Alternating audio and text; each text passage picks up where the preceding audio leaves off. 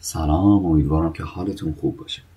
امروز میخوام یه ترفند خیلی ساده رو بهتون یاد بدم که حال ویندوزتون رو جا میاره.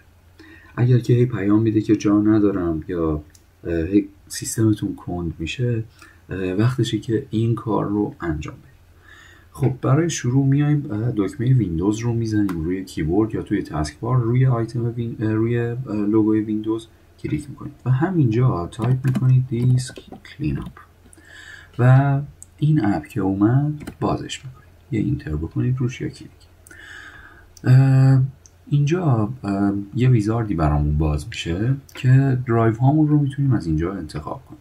ما میخوایم درایو سیمون رو کلین اپ کنیم که ویندوزمون سریعتر بخواد بوت بشه یا هر کاری که میخوایم باش انجام بدیم رو انجام بدیم. اوکی رو میزنیم و بعد از اون یک ویزارد باز میشه. من چون فایل هامون رو زود به زود کلین اپ میکنم، بنابراین خیلی حجمی رو برای من نشون نمیده. اما اگر شما این کار رو تا حالا انجام ندید یا دیر به دیر انجام میدید، احتمالاً یه حجم زیادی رو براتون بیاره، در حد چند گیگ. و بعد از اون میتونید تو لایه اول که حجم خیلی زیادی نیست اوکی رو بزنید و فایلتون رو، در واقع سیستمتون رو، فایل های تمپرریش رو بیاد کلین اپ بکنه.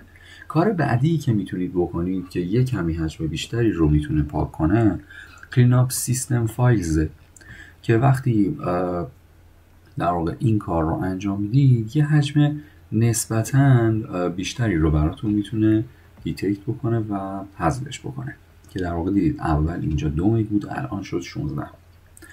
و مجددا وقتی که اینجا کلین اپ رو بزنید، مثلا یه بخشی که ریسایکل بین باشه برای من حالا 0، اینجا میتونه برای شما مثلا چند گیگ باشه اگه فایل ها رو از طریق دیلیت پاک میکنید.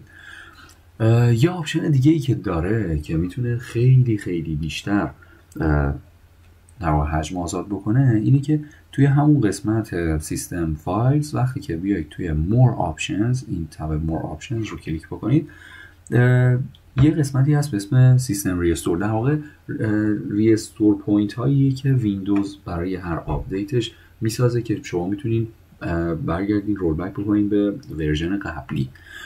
و خب اصولا همچین چیزی نیاز نمیشه و وقتی اینجا کلین اپ رو بزنید و دیلیت، میتونه اون ریستور پوینت ها رو پاک کنه که خب خیلی هم کارآمد نیست. میتونید پاکش کنید و همین خودش مثلا 2-3 گیگ میتونه خالی بکنه و بعد اینجا اوکی رو هم که بزنید فایل های سیستمتون رو هم خالی میکنه.